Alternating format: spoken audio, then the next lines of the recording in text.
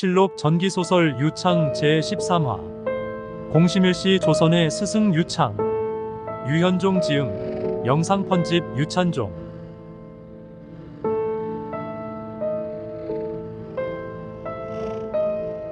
그보다 먼저 동북면으로 떠나는 이성계를 만나보는 일이 급해 보였다. 그가 온다는 날을 맞추어 유창은 아침 일찍 스승 묵은 집으로 갔다. 서원의 제자들이 공부하는 학당부터 깨끗이 청소하고 쓸고 닦았다. 점심 새때쯤 되었을 때 이성계가 왔다. 그는 수하의 부관이나 시위군졸도 안 데리고 혼자 찾아왔다.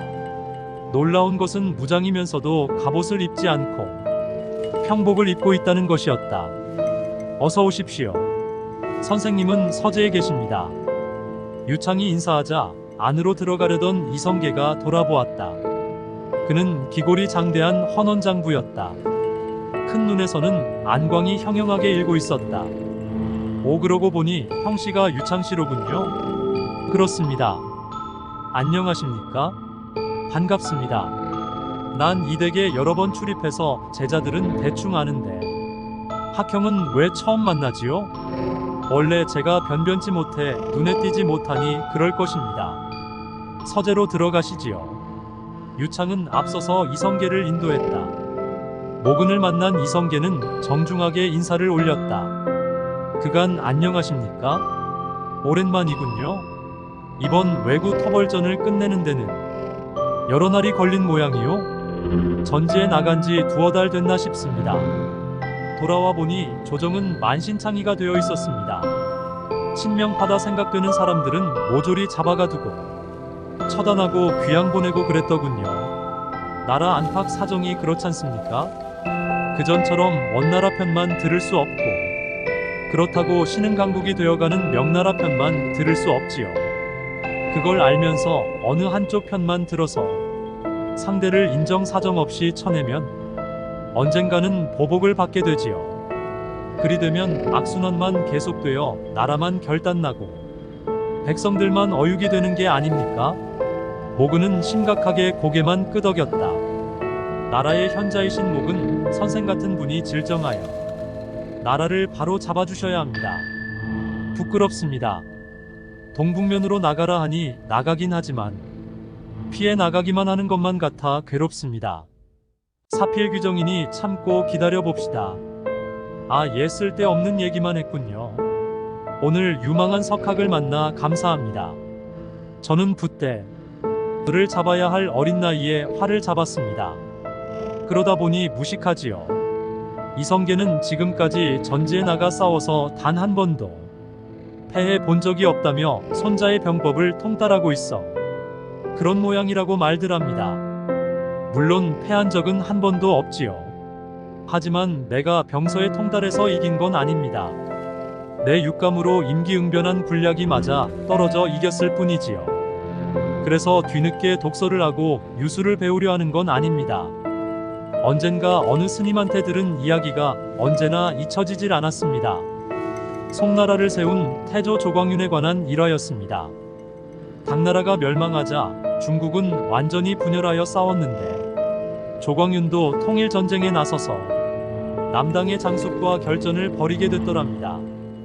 한 협곡을 차지하기만 하면 장숙군은 포위되어 대패를 당하게 되어 있었지요. 조광윤은 대군을 이끌고 협곡으로 진군하는데 고개를 넘어가는 길목에 산오리 한 마리가 알을 품고 앉아있더랍니다. 대군이 지나가면 발길에 밟혀 죽을 상황인 것을 알자 조광윤은 진군을 멈추게 하고 잠시 망설이다가 군사를 되돌렸다 합니다.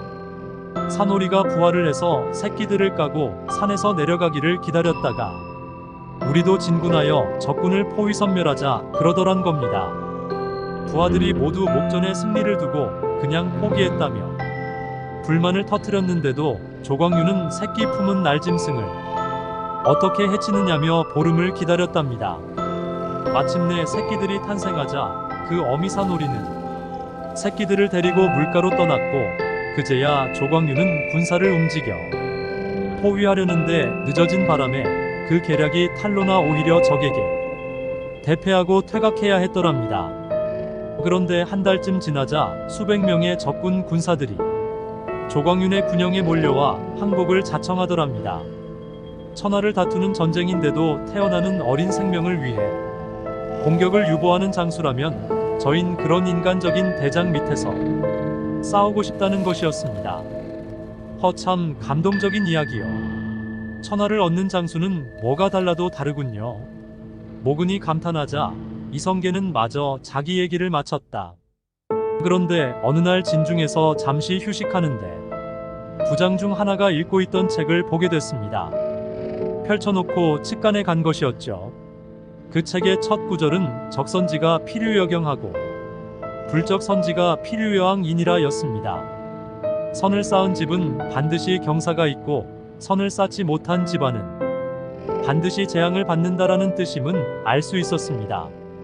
나중에야 그 책은 유학경전 중 하나인 소학이란 걸 알았습니다만 선이 무언가, 알품은 산오리를 피해간 장군과 선의 관계는 뭘까? 그 수수께끼는 지금도 풀지 못하고 있습니다만 계속 선에 대해 알아보고 싶습니다. 그러다 보니 유학을 좋아하게 된 것이지요. 유창은 내심 이성계의 거침없는 자기 고백에 놀라고 있었다.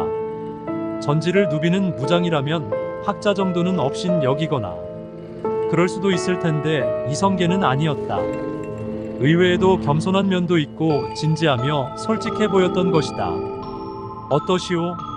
우리 같은 무골들에게도 가르침을 전해줄 수 있습니까? 틈이 나시면 언제든 들리십시오. 환영합니다. 모근의 말이었다. 유학에도 여러 편의 경전이 있던데 그걸 공부하는 학자들에게서 들으니 그 여러 경전 중에서도 자기가 특히 좋아하는 과목이 있다고 하던데 유공은 어떠시오? 유창을 지목했다. 그렇긴 합니다만 유공은 어떤 경전을 좋아하지요? 저 같은 경우는 대학연의를 좋아합니다. 난 처음 듣는 경전 이름이요. 무슨 내용의 경전인지 얘기해 줄 수 있어? 글쎄요. 스승님 앞에서 무식이 드러나지 않을까 걱정입니다.